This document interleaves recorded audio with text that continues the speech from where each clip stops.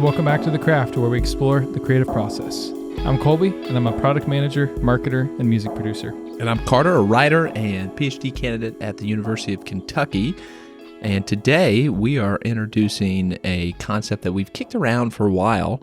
And so we want to kind of play it out here today, and it's a theory of creativity. So kind of thinking about, in my mind at least, and this is part of the episode today, working this out, is how the creative first principles are create, revise, share, and sustain, how those can actually provide for us a scaffolding to solve really specific creative problems. So that's kind of how I'm talking to, at least I'm thinking about it right now. But we're going to kind of hit you with a scenario, a problem, and how a theory of creativity understood as these kind of four pillars might help solve the problem. But then we also want to kind of press into some of the weaknesses or maybe shortcomings of the theory too. So I don't know, Cole, that's how I'm thinking about it. What do you got? I think that's a great setup. So I feel like this conversation has definitely been going on for a long time.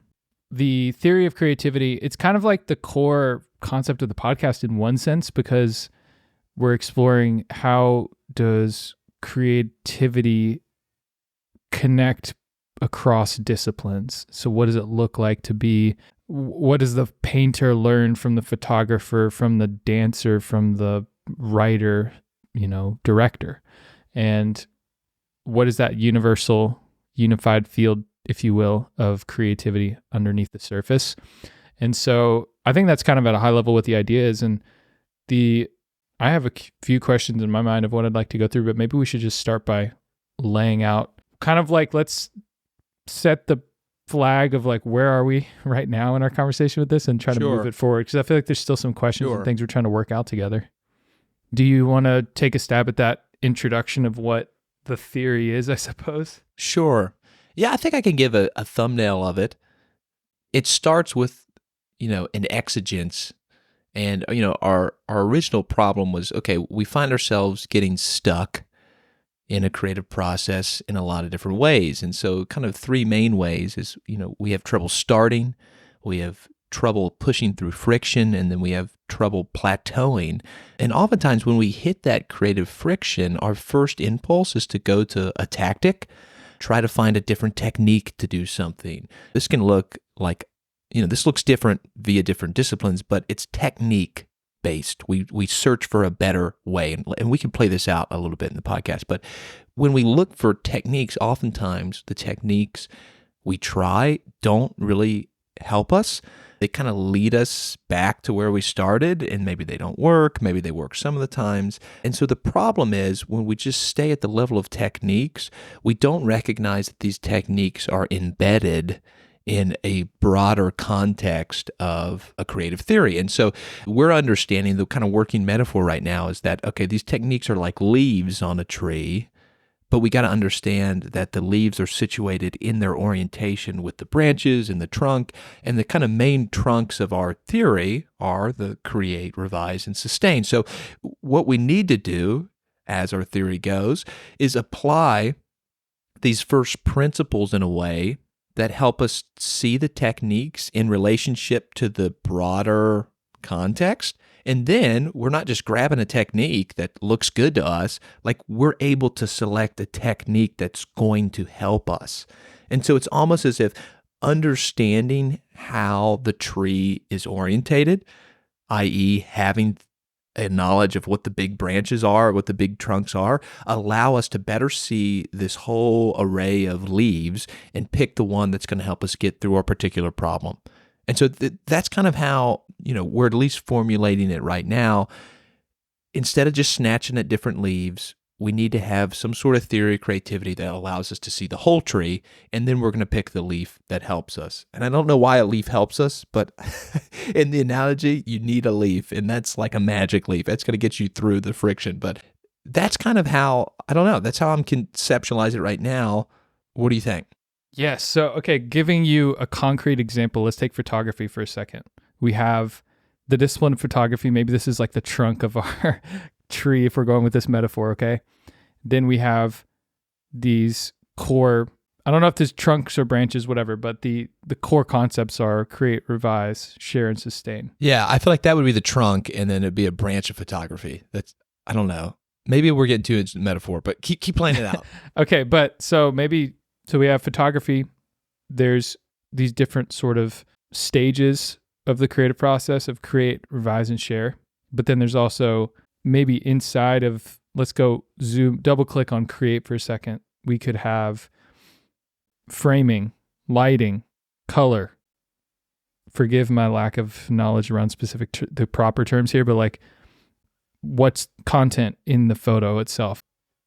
But you get the point that there's these additional techniques and things just get more and more specific and detailed as you go further up the branches, right? So it's almost more like we could, even if we don't use the tree metaphor, it's just a network of things that are interconnected, right? And Totally. So the more that we flesh out and understand the relationship between these things and have a good mental model of our discipline, the better we're going to get at problem solving when we hit one of these three places. Like you said, you're stuck, you can't get started, you've hit a roadblock in the middle of a project, or you kind of plateau. So I think that's like a concrete version of what you said, I guess. No, that's good. And I don't want to interrupt this kind of train of thought, but quick kind of gloss here. I think the theory of creativity that we're putting forward, it's a mental model. Like first and foremost, it's a way of thinking about your craft. And I think that's kind of central to know. Like it's not like a technique itself. It's a paradigm. It's like a mental model. It's a way to think about how we organize techniques and philosophies of art and all of these different things. So I think I don't know, would you agree? Totally. So just a thought, do you think that the create, revise, share, sustain is almost like we use this word all the time, the creative process, right? But there's also sort of the process within a project. Like maybe that's separate, or maybe it's just the process within the create bucket. You know what I'm saying? So during the create bucket, we have this sort of different set of processes we go through, almost an operating system of how we create, an operating system around how we revise, whether we know it or not. It's kind of there.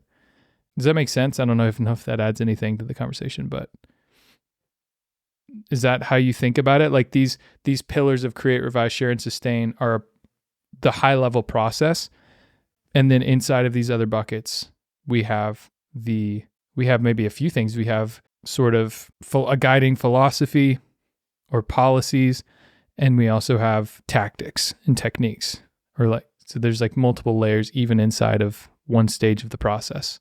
Yeah, I think so. I mean, the way I was thinking of it is less temporal in a process and more like a category or like a bucket. So they're all going to, like, if you think about a bunch of tasks that you can do as the leaves of the tree, like one is for a writer, it's like, I'm going to proofread my sentences.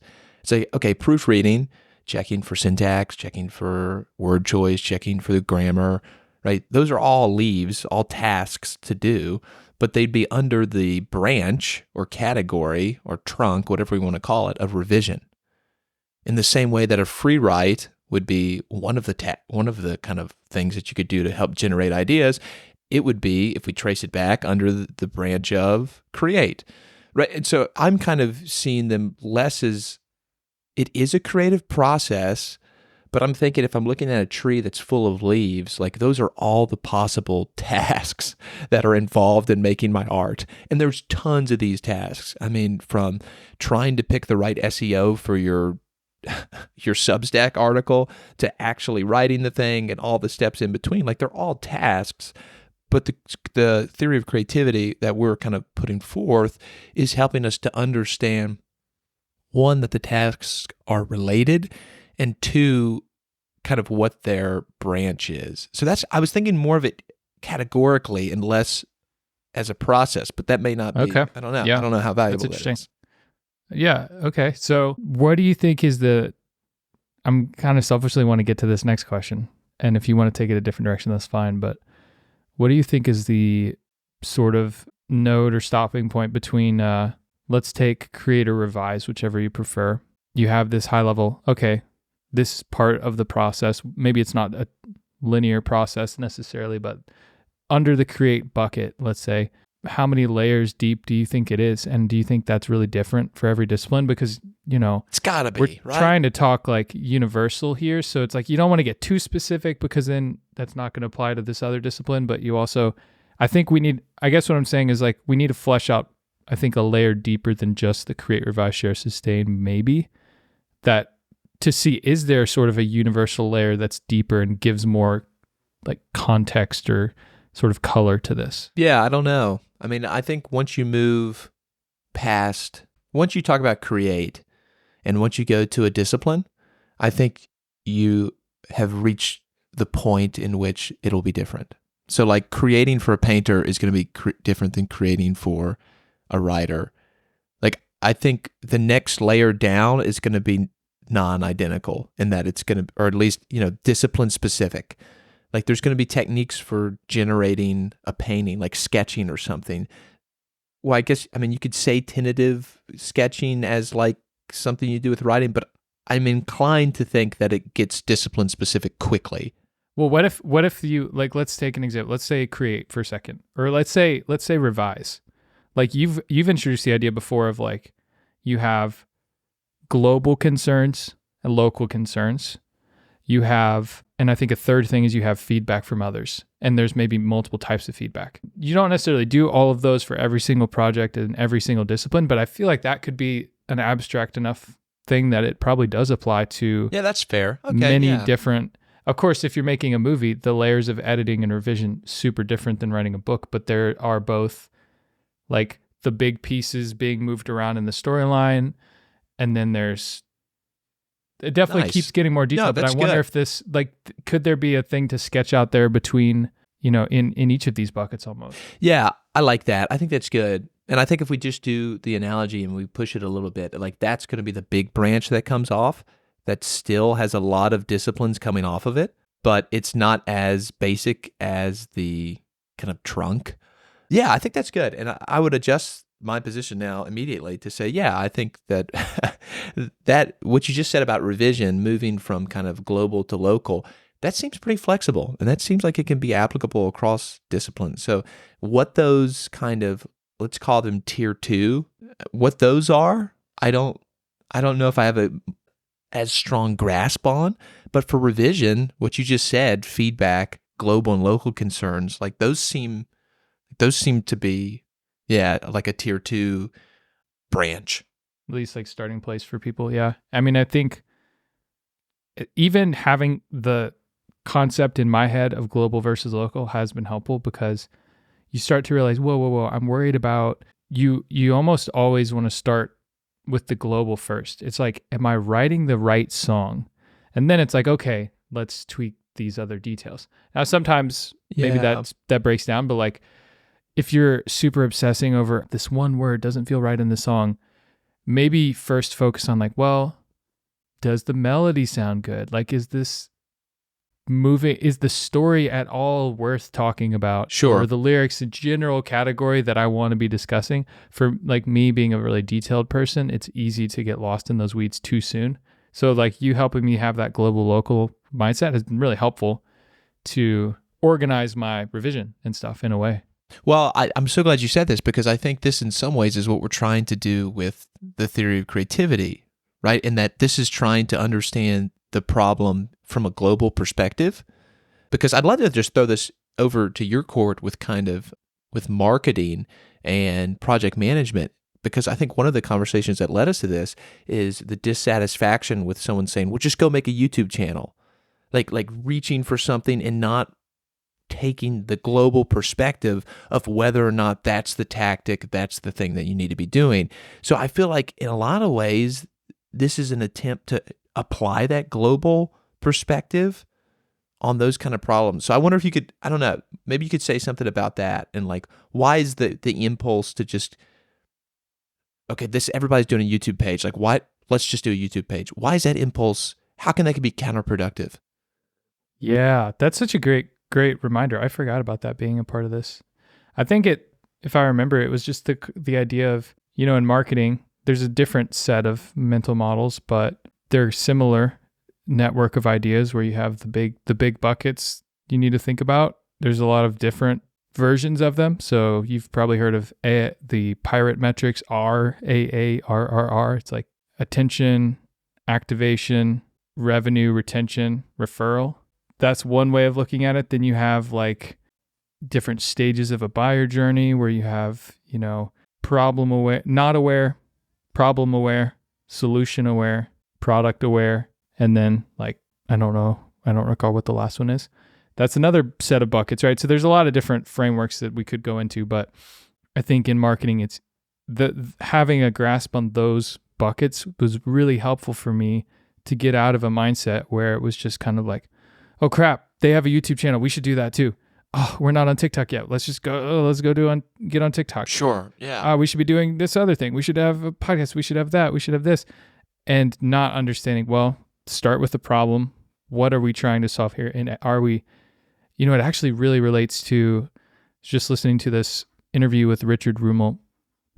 I might be mispronouncing his name, but he wrote book Good Strategy, Bad Strategy, which we've talked about before, and such a big component of what he says in that book and in the on Lenny's podcast that strategy, a lot of people don't diagnose the problem.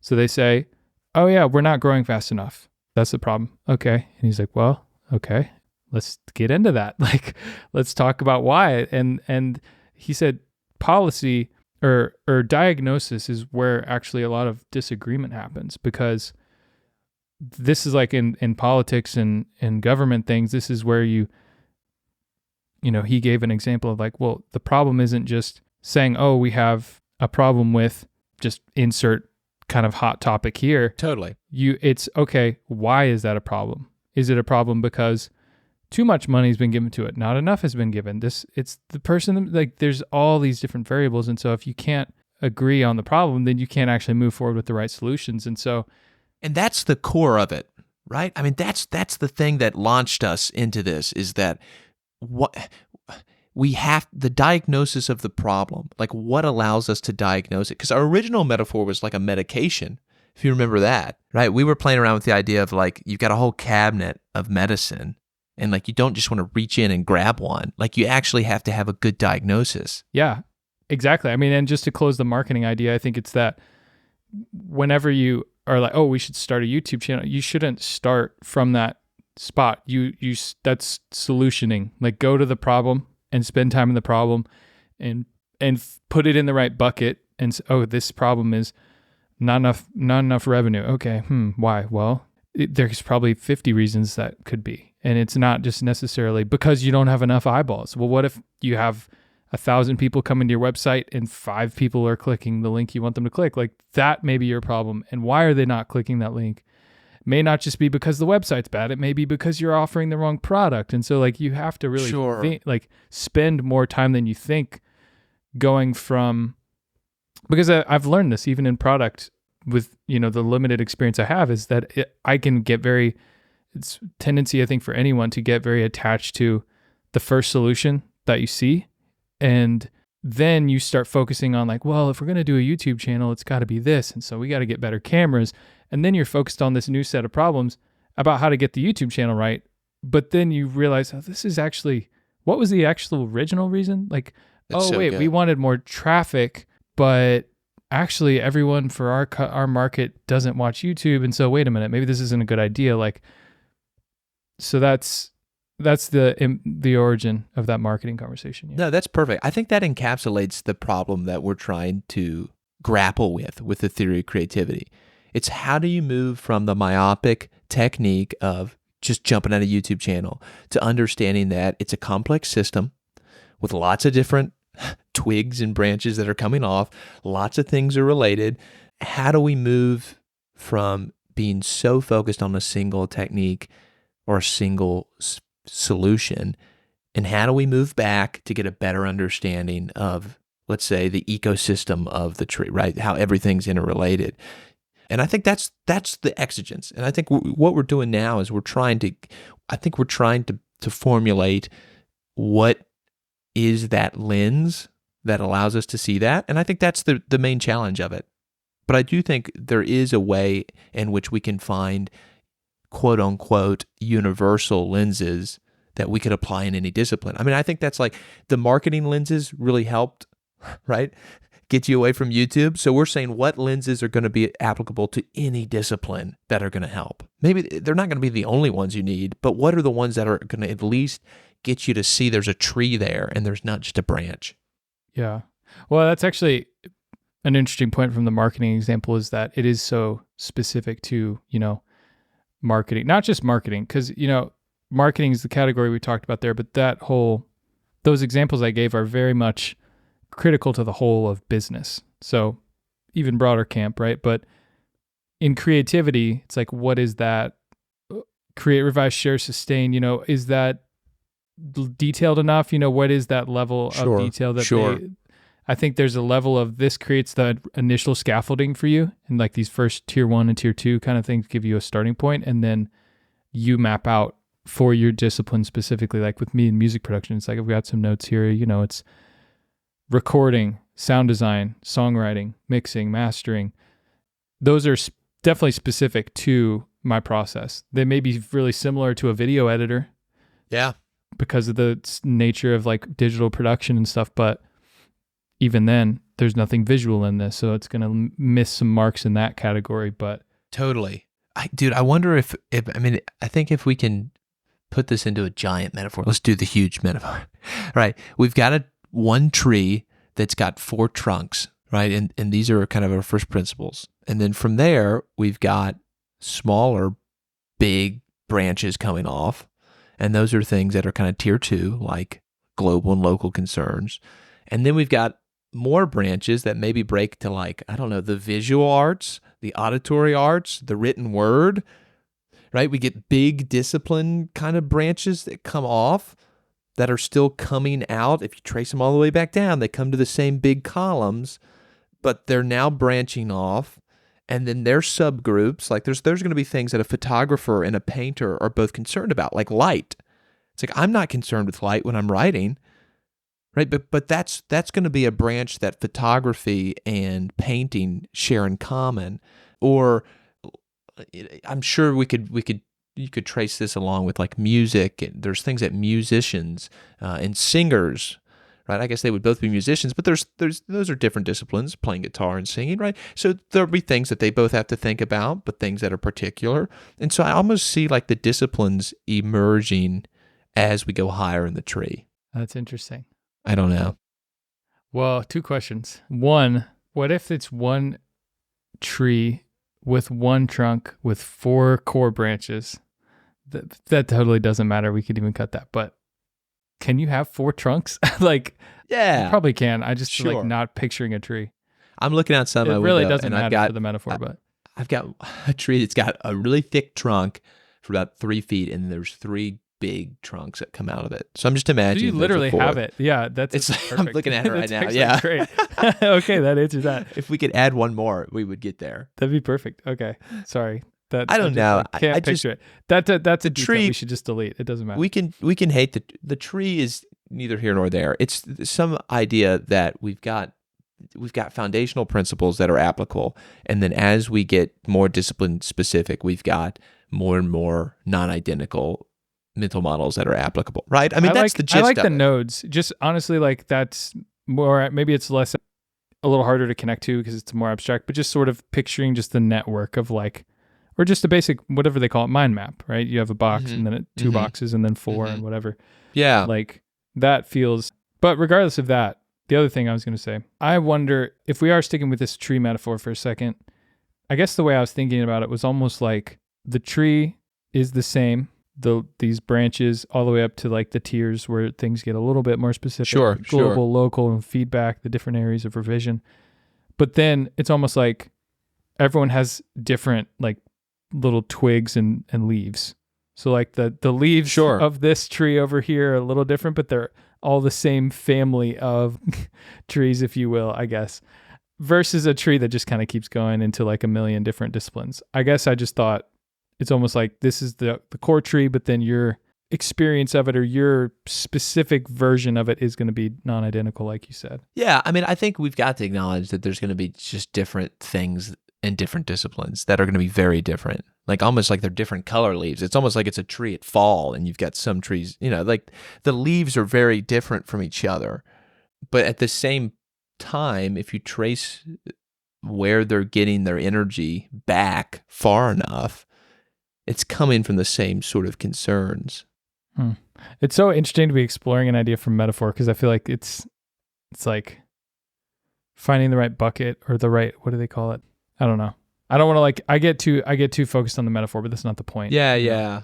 I mean, the metaphor will have shortcomings, but I mean, I think the interdependency of ideas, that's what we're really concerned about. And so I think we are trying to wrestle with, can we give a convincing enough picture of this interdependency to be useful to people, to help them pick a better technique, right? Can we help with the roadblock if I can give you a better picture of interdependency? Yeah. I think you definitely can. Like, I think I've seen, even this week, I was working on a project, and then I think we should actually dive in a little more to that next year if you want. But I was working on this project, and just very simply put, I think I realized how critical it is for me to separate creation and generating ideas from revision and refining and polishing ideas. Such a simple idea, right? But very much came out of this like background idea of these different parts of the process that I haven't always had. But having that in my head, sitting down for 2 hours working on the song, not feeling satisfied with it yet, seeing these shortcomings, it just really helped me to zoom in to like, okay, right now I'm focused on this section of the song, like literally a 15-second section. Let's just make this better. Let's add layers. Let's move things around. Let's explore ideas. No pressure, no sort of expectation that this is the final version. And so it's just throw the paint on the canvas and then figure out how to clean it up later, kind of. And so I don't know, for me, that just like practical example of how it wasn't a specific problem to be solved necessarily, but just one example of how these frameworks apply in different areas, and having a good understanding of, they just helped inform my process, I guess. Yeah, that's good. And I think that's at the core of this. And as I'm thinking about the tree more too, what I just spelled out doesn't really work, because then you'd have like some disciplines coming from the create trunk and then others from the revised. So like that kind of fails too. Like they'd have to be like threads that compose one trunk that you've got disciplines coming out of. But yeah, I mean, I think metaphor aside, what you just said, like that's what we want to try to bottle up. Like, can we get some more clarity on how we understand what we're doing? Right? That's really the idea. And I think a lot of ways that's what the craft is about. I mean, we're exploring the creative process, and we're trying to get more clarity on what we're doing and where our attention and efforts and energies need to go. And so we're not doggy paddling out there in the water, just kind of flailing around. We're like there's some intentionality with how we're swimming. And so it's like, yeah, I think we're trying to bring these into a cogent theory in some ways. Yeah. I think it's a conversation that deserves more just continued conversation. That was a throwaway sentence. I think it's worth talking about more. Yeah, for sure. Yeah, I feel like it's worth talking about more for sure. Where do you want to take this next? I don't know. Can we try, we could always cut this, but can we try to spell out, even if these things change, like we have create, revise, share, sustain. Then we kind of spelled out revise. We've got at least global, local feedback. Maybe there's more, but let's just go through the other three real quick. Like create. Okay. I feel like there's at least generating ideas, and maybe almost a global, local version of create in a sense, where you're moving the big pieces around. I don't know. What comes to mind for you in your let's just take writing, like start there, I guess. Yeah. I mean, I think you're right that you have to remove the editorial mind almost completely. Not almost. I mean, you just can't be worried about the editorial revision yet. And so there's a generation, like a free generation. I think I think that's the main thing, is that you're generating. How you generate those can be really individual, can be really discipline specific, but there's the generation of ideas. There could also be the imitation of other things can help generate. And I don't know. I keep coming back to like there has to be some sort of free discovery or working out of something without the stakes of being finished. And then I think, I don't know, I'm struggling to then get the tier 2 here. Like, I feel like that's the thing that's discipline's generic. Part of me wonders if it'd be helpful to map out, like, to make the theory of creativity a little more concrete. Let's say it was based on just, like, you kind of have each question I ask opens up a whole new can of worms and categories. But like, so one question is, okay, which disciplines are we going to talk about? Because you got to kind of draw the line at some point where you're like, is designing cars or like super specific version of an extra category? Yes, that's creative. Maybe that's a bad example because then it's in the field of design, which is of course super creative. But like, I think you get my point. You eventually get to something that's so far out there. You're like, yes, it is creative to be, help me out here with an example. I just read a philosopher, Jacques Maritain, who talked about the ancient philosophical understanding of art as imposing form onto matter. And I think whenever that happens, the intellect imposing form onto matter, like that kind of, like that includes ship makers, that includes... Okay, that's perfect. Like, you know what I mean? Yes. It's like, I do think a ship maker... I do think a ship maker like generates ideas for their ship, revises the ideas for the ship, starts working on something, has to adjust the angle of something, shares that with something, gets feedback from other ship makers. Like, I do think that there's a pretty wide net, but where does that stop? I mean, I don't impose form when I wash dishes, or I don't impose form when I cut the grass, really. I mean, yeah, I guess I don't know. Am I art? Dude, you could kind of do some cool stuff. That's true. That's true. I don't know, but I do think it's... So that's the point. Do we want to be the fine arts, or do we want to be the kind of classical understanding of the arts? Because they used to, now we differentiate those, but they used to not. The Greek understanding of the arts, that was... The poet was the ship maker, and they were not distinguished like we would now. And so are we talking about the fine arts, or are we talking about the arts? I think that's a good question. So that's one of the questions in here. But the point is, we need to define, okay, does this theory apply to, like you said so well, the fine arts or the classical perspective, just art?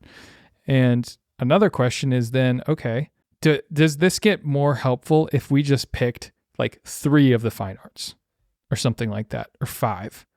Sure. That could include... Like, just because then it's like, okay, let's just we're going to talk about writing, we're going to talk about music, we're going to talk about photography.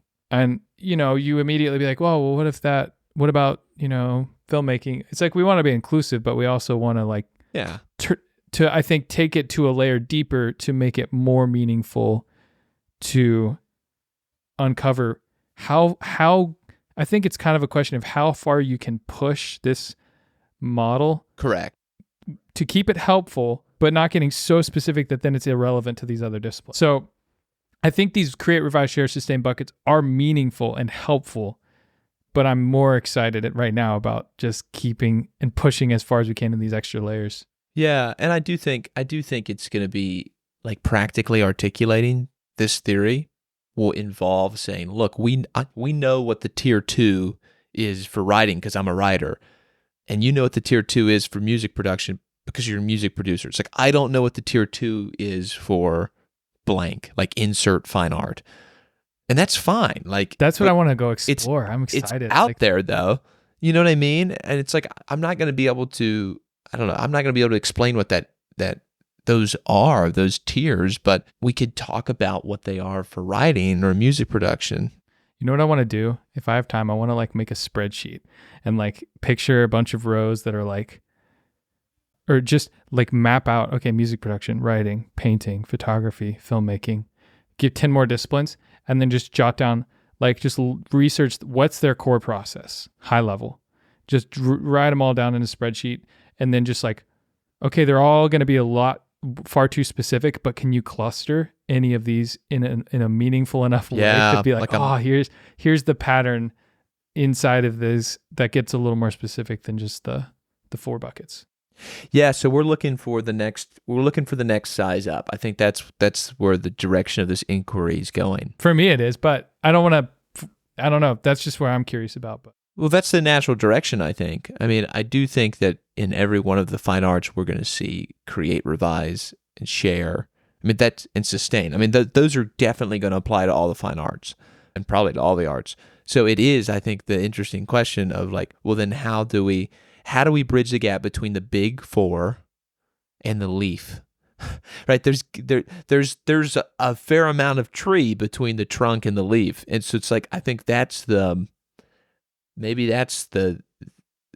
rub, as Bill would say. But it's fun though. I think this is a good conversation, and it's almost like could be cool to have some conversations with different artists about it too. Yeah, that would be neat. You know, what have you learned from? Like, I've learned things from writers. I've learned things. I've been inspired from a lot from the field of writing. I really enjoyed learning about that because then it sort of helps tackle some of the same problems. You know, like how do you handle really long projects? That directly relates. It might be a book for you and an album for me, but there's just the similarities of how do you break a book into a bunch of 2 or 3 hour sessions? Basically, you know, all these things connect, and it's really interesting to explore. Yeah, that's good. Well, I think that's good. That's some good foundation for later conversations. I think the primary problem that we're trying to get after is how do you navigate a sea of techniques and also a sea of salesmen that are trying to sell you their technique too, right? I mean, depending on what discipline, this looks differently, but I mean, tools, techniques, super important, and people are going to try to adopt and get you to adopt, and some of them are going to be super helpful, and you need some of them. That's the thing. It's like, how do you know which ones you need and which ones are going to, you know, help you get through this creative friction? And I think that's the problem that we think is going to be resolved to some degree if we can get some clarity on how the techniques are related to the whole. I think does that sound like a fair summary of what we're trying to do? That's a great summary. We're trying to avoid that scramble of a new tool, a new technique, a new idea, new, always feeling behind and slowing down and really diagnosing a problem and understanding how. Because maybe you need the new one. Like maybe you need the new technique. Like maybe that's going to really help you. But we don't want to be reactive in that we're just grabbing things. I think because that's a tough thing. It's like, do I need the new thing or is it the old thing? You know, and I think the answer is not yes and no. It's going to depend on so many other interconnected factors of your craft. Yeah, honestly, it's funny because this is the theoretical side and very abstract, kind of vague, what are we talking about side of the craft. And then the flip side of it is one of the previous episodes we just did where you talk about a story of John Steinbeck and going through creative burnout, and you're learning about the creative process from a different discipline, no matter what discipline you're doing, hearing that story. Totally. So we have these kind of cool switching from the theoretical to these really concrete. It's a fun interplay. Yeah, this is a great place to stop it. Yeah, this is good. Thanks. This was a fun conversation, man. That's the craft. Thanks so much for listening to this episode. If you like this episode, please follow the show so that you get notified about the new ones that come out. We drop a new episode every 2 weeks on Wednesday mornings. And also just please send the link to one friend that you think would enjoy this. That helps us so much. If you have any ideas for other people we should have on the show, topics we should talk about, or even just feedback on how we can improve, you can send us an email at heycraftpodcast@gmail.com. Lastly, our cover art was designed by Elizabeth Newell. You can learn more about her work at elizabethnewell.work or on Instagram at ElizabethIsADesigner. Thanks for listening. See you in 2 weeks.